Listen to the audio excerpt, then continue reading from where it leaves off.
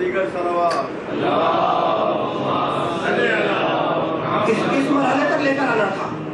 یہ ساری تمہیدیں سوال کر رہا تھا اس مرحلے تک لانے کے لیے.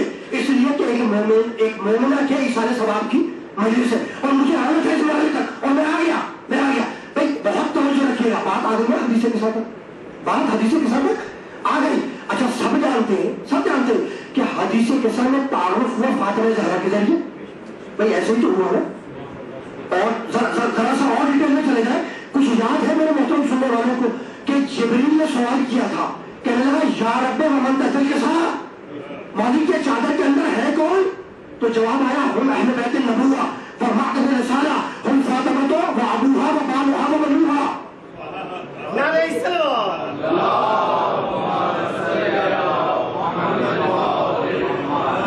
یہ جواب آیا. جواب اچھا جبریل نے سوال کیا یا رب ومن تحت الکساء, مالک کے چادر کے اندر ہے کون؟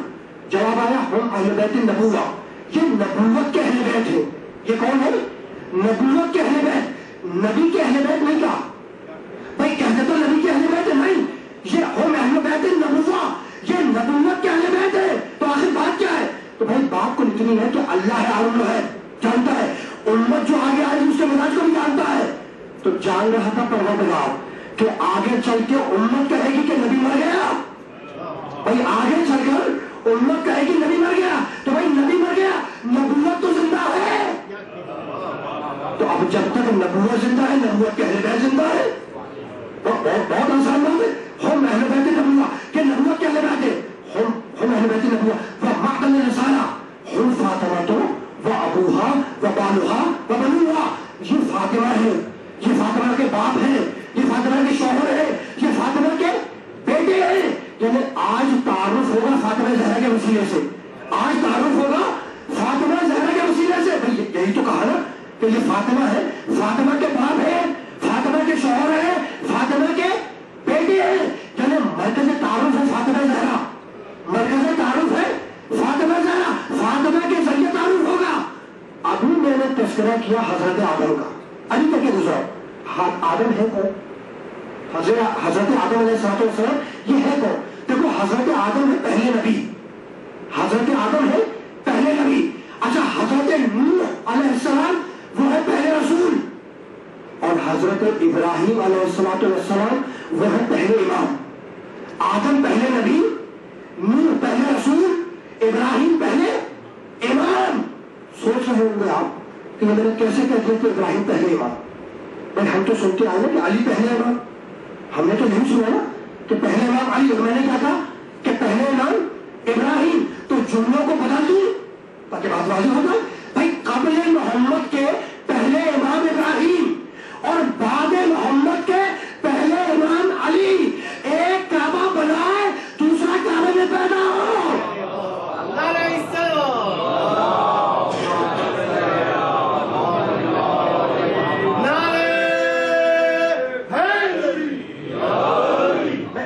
میں روکوں گا حدیث کے ساتھ ہوگا. یہ تو درمیان میں ایک بات آ گئی جو میں نے بیان کر دی, اب روکنا ہے اس مرحلے پر.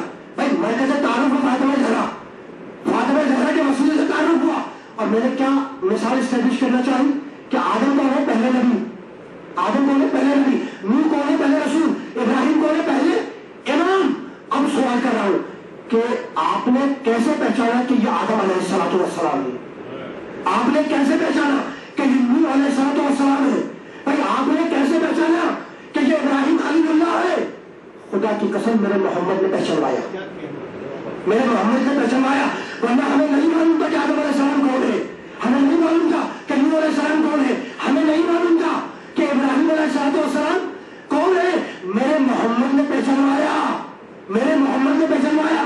تو آدم پہچانے گئے محمد کے وسیلے سے, نوح پہچانے گئے محمد کے وسیلے سے, ابراہیم پہچانے گئے محمد کے وسیلے سے, موسیٰ پہچانے گئے محمد کے وسیلے سے, عیسیٰ پہچانے گئے محمد کے وسیلے سے, اور خود محمد پہچانے گئے فاطمہ کے وسیلے سے. نعرہ الصلوات.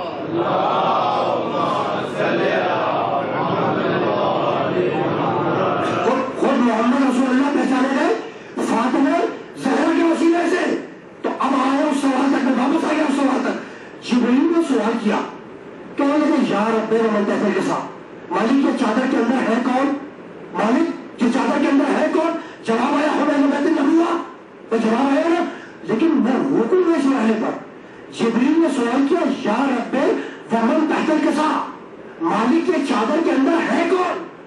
کیا جبریل کو نہیں معلوم تھا کہ چادر کے اندر کون ہے؟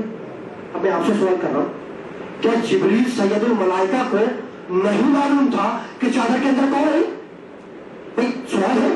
کہنے لگے بات یہ ہے کہ جبریل نے اکیلے کبھی محمد کو دیکھا، کبھی علی کو دیکھا، کبھی حسن کو دیکھا، کبھی حسین کو دیکھا، تو یہ جو اتنے سارے نور ایک ساتھ جمع ہو گئے تو جبریل کی نورانی آنکھیں خیرہ کر گئی، انہیں پہچان نہ سکی. اس لیے پوچھا کہ یا رب من تحت القصا، مالک کی چادر کے اندر ہے کون؟ یہ جو اتنے سارے نور جمع ہوئے تو جبریل کی نورانی آنکھیں انہیں پہچان نہ سکی. اچھا اگر یہی دلیل ہے تو اب ہاتھ جوڑ کے سوال کروں گا کہ بھائی یہ 5 جو آئے تھے یہ تو پیکر بشری میں آئے، یہ جو آئے 5 چادر کے اندر یہ تو پیکر بشری میں آئے. جبریل نے 14 کے 14 نوروں کو ادھر عرش پر دیکھا تو ادھر آ کے خیرہ نہیں کی، ادھر آ کے خیرہ نہیں کی. تو آخر بات کیا ہے؟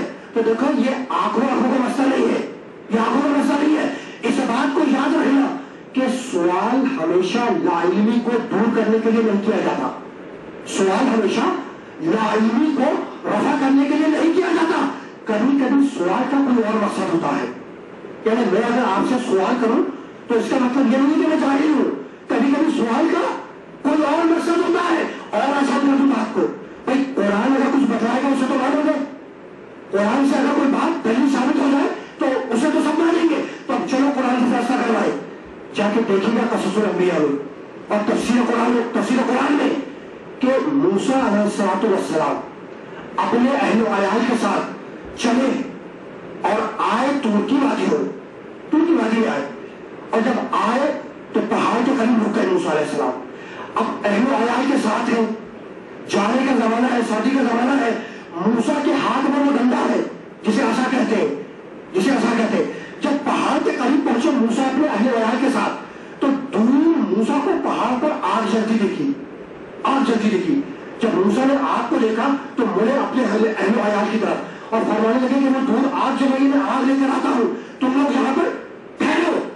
اب موسیٰ کے ہاتھ میں ہے عصا. موسیٰ اپنے عصا کو ٹیکتے ہوئے آگ کے قریب پہنچے، پہاڑ پر آئے، آگ کے قریب پہنچے. جب قریب پہنچے تو موسیٰ نے دیکھا کہ ایک سرسبز و شاداب درخت ہے جو جل رہا ہے، ایک درخت جو جل رہا ہے. اب ابھی موسیٰ دیکھ رہے تھے درخت کو کہ مرتبہ اس درخت سے آواز آئی کہ موسیٰ میں تمہارا اللہ تم سے مخاطب ہوں، موسیٰ میں تمہارا اللہ تم سے مخاطب ہوں. اور اس کے بعد پروردگار نے جملہ کہا، کہنے لگا ما تلک بیمینک یا موسیٰ، موسیٰ یہ تمہارے ہاتھ میں ہے کیا؟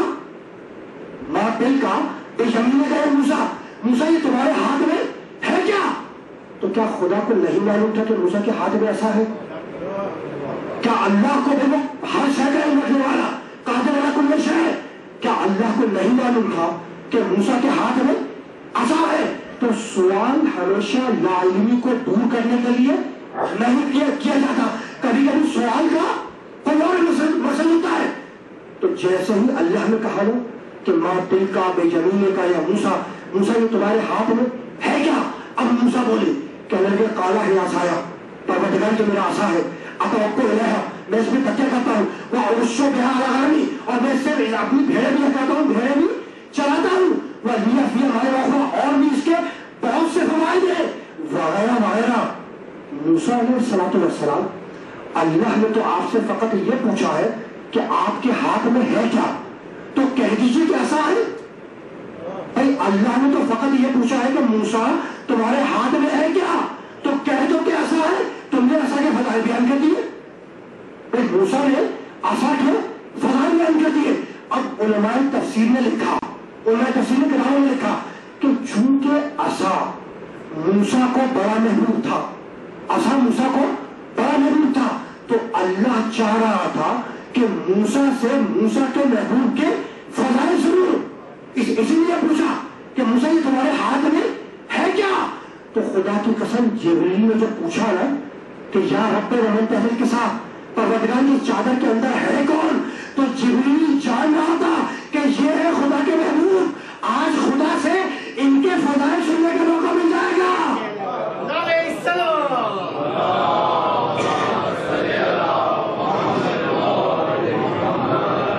اسی لیے پوچھا کہ یا رب ومن تحت الکسا، مالک یہ چادر کے اندر ہے کون؟ اچھا بھائی سب جانتے ہیں کہ حدیث قصہ کا پس منظر کیا ہے، حدیث قصہ کیوں نازل ہوئی؟